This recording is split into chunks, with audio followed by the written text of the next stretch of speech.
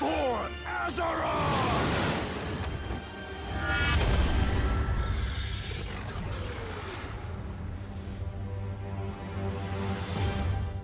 Hey folks, Dutch here, and welcome to the Arcane Mage Specialization overview. This specialization I will be showing off the abilities that the mage in general has and some of the more unique specialization options that you have as an Arcane Mage. So without further ado, let's get into it. The original idea of the Arcane Mage has not changed much since its original inceptions. They have changed a few things, but it still pretty much stays the same. So the entire idea of the Arcane Mage, of course, is its Arcane Charge idea, which you build up using abilities such as Arcane Blast, Arcane Missiles, and Arcane Explosion when you need to. And then when you get it low on mana, as well as you have full charges, you dump it all with Arcane Barrage. Now the entire idea, of course, is that you build up... It used to be that it just showed as a debuff in the corner. Now they've actually changed it that it has become its own sort of unique resource bar, and as always, you generate it by using abilities. They also have made a few other changes that make this specialization a bit different. First of all, you have still Ice Barrier. I'm not sure if this is standard among all. I'm pretty sure that the Fire Mage doesn't have it. They also have, of course, they have Blink, but they also have a unique little ability that actually works with it. It's called Displacement, and it pretty much works the same way as anyone who's played Overwatch. Tracer works in Overwatch, as in it allows you to teleport back to a certain location though in this case it is only back to the location from whence you last blinked from. So that's pretty much it. They've also, of course, Evocation is part of it. You still have pretty much all the abilities, so let's give a quick overview of everything, how it works. So as I said, as you cast spells, you build up Arcane Charges, and when you get full charges, you dump that into, of course,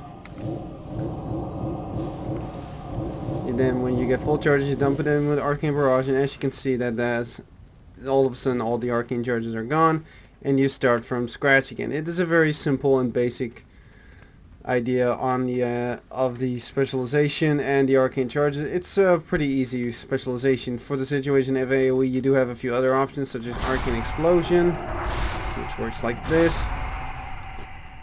Excuse me for a sec. Anyway, that's it. They have changed one thing, is that you now also always have Frost Nova. It is not removed anyway, so that still remains. It still works the same. It does a little bit of damage and freezes anybody who gets close to you. Of course, you still have Ice Barrier, which still pretty much works the same, and you've got Evocation for the mana regeneration. So that's pretty much that entire gist of it.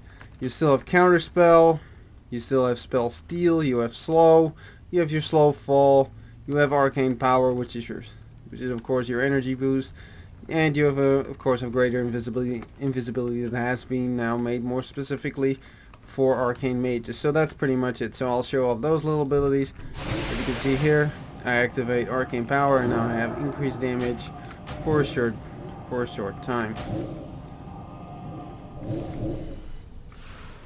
I also, of course, have greater invisibility, which works the same, except you also have reduced damage while in this state.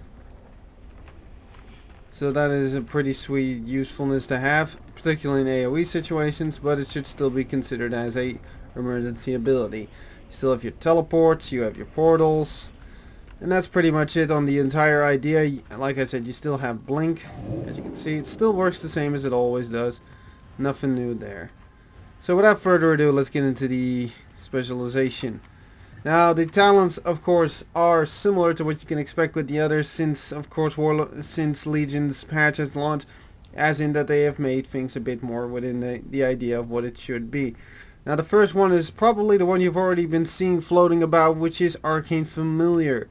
Now, what does this little guy do? First of all, it acts as a little extra helper. It's pretty similar to what the Wizard's Familiar does, as in that it gives you a little floaty guy that, of course, helps you out in combat, and it increases your mana by 10%. It lasts for about an hour, so that's pretty sweet as well, and it's a pretty straightforward ability to deal with. So it really doesn't do anything that unique.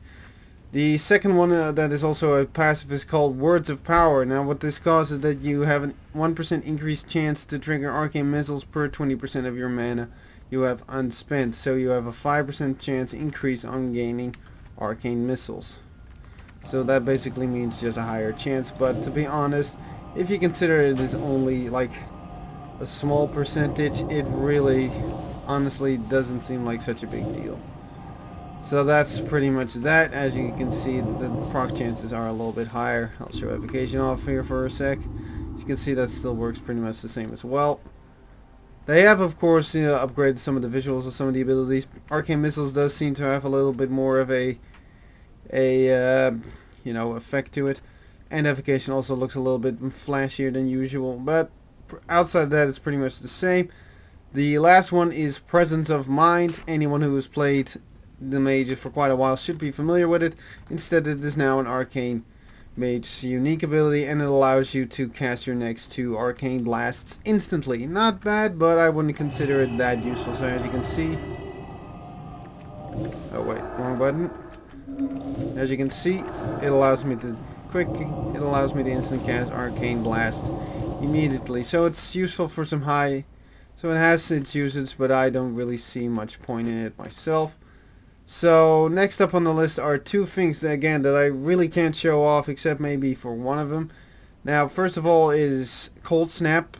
Anyone who is familiar with the mages knows how this one works. Ice Block has 2 charges and heals you for a percentage of your maximum health every second. So this basically just makes it an even easier oh shit moment whenever you need it. So that's a pretty simple and straightforward idea. Next up is Cauterize. Anyone playing as a Fire Mage is familiar with this one.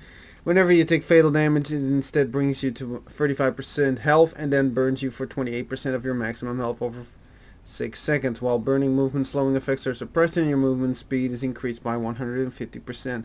So this is basically another cheat death mechanic. It's not bad, but it's not particularly... As an Arcane Mage, you're probably pretty much in the clear anyway, so you're probably you're probably going to be safe anyway. So it's really not that useful. And next up is Shimmer, which is a replacement of Blink. Now, I'm still trying to figure out what the difference with this one is in comparison to the other one, so let's just check. As you can see, it does that, and it's, as far as I can tell, it is unaffected by the global cooldown. But outside of that, it is still pretty much the same. It works the same. So really no need to really keep that in mind. As you can see, that effect stays there until you teleport back to it.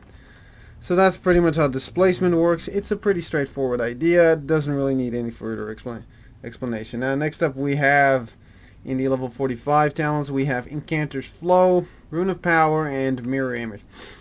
Incanter's Flow is always considered to be the weakest one of the selection because these 3 have always remained in the same tier. Maybe not at this level, but always within the same tier.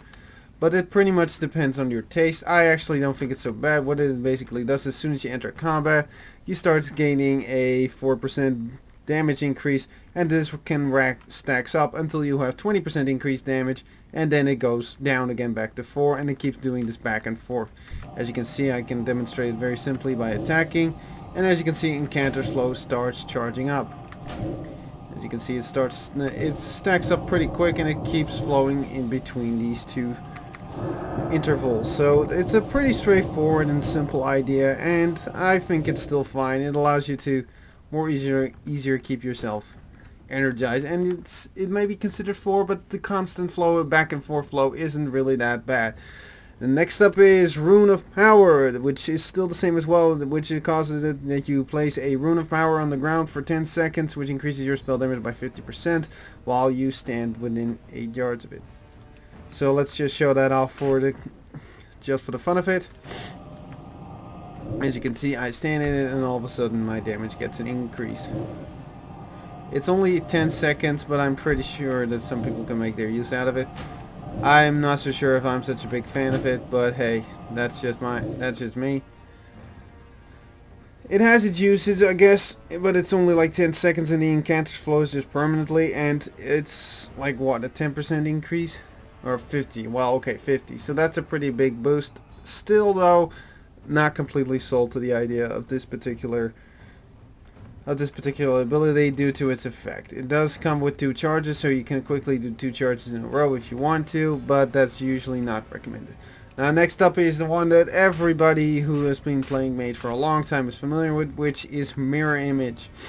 This is a 2-minute cooldown ability, and it lasts for about 40 seconds, and what it does is it creates free images of yourself that start blasting your enemies with the same spells that you cast. So let's just initiate a fight a bit, and then we start popping these 3 out, and they start constantly spamming Arcane Blast, and that's all they'll be doing. There's nothing else to it.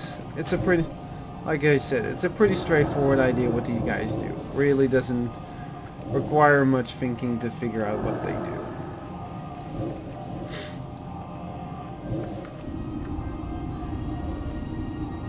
So that's pretty much just the idea behind the mirror image, and I really don't think it needs any further explanation. I'll let these guys do their thing while we take a look at the next one, which are, as it is Resonance, Supernova, and Charged Up. I'm going through them in that order. First up is Resonance, which causes that Arcane Barrage deals 25% increase damage per targeted hit. So basically this makes it more easier for cleaving with Arcane Barrage, causing it does increase damage per target that it hits. So this, in AoE situation, this thing can hurt quite a bit. Alright, next up we have Charged Up, which is basically just your this is your immediate moments of ability that, god damn it, I can't even pronounce it right. What it basically does is it just immediately gives you 4 charges of arcane charges. So this basically gets rid of the whole generation thing. It has a 40-second cooldown, not bad.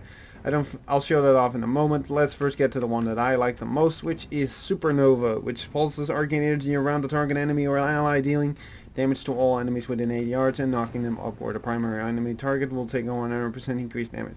So this is a pretty good one because it has a slight amount of CC. You can use it on allies, they will not be affected by it, and it's AoE, and it's not on such a long cooldown. Basically, you find the target you want, you activate this, and boom, you do this, and they're going to take a shitload of damage, and they get knocked up. It's about as simple as they can get.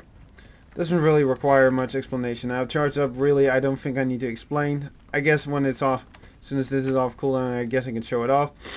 Next up is in the level 75, we're going to get to a Frosty idea, which is, of course, Ice Flows, Ring of Frost, and Ice Ward. Now, this is, again, a pretty straightforward one, but Charged Up has been now allowed to be shown, so let's just do that.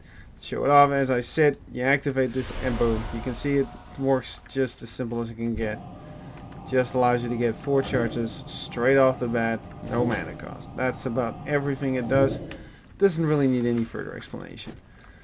So that's pretty much that. So let's get up to the next one, which was, as I said, in the ice level, which comprises of again. So next up, the first one is Ice Ward. Now I really don't have to show this one off because it's pretty self-explanatory. Basically, it gives your Frost Nova 2 charges, allowing you to, for example, take a little bit more attention. But honestly, if you're a mage, you shouldn't be doing that in the first place, so just don't do that.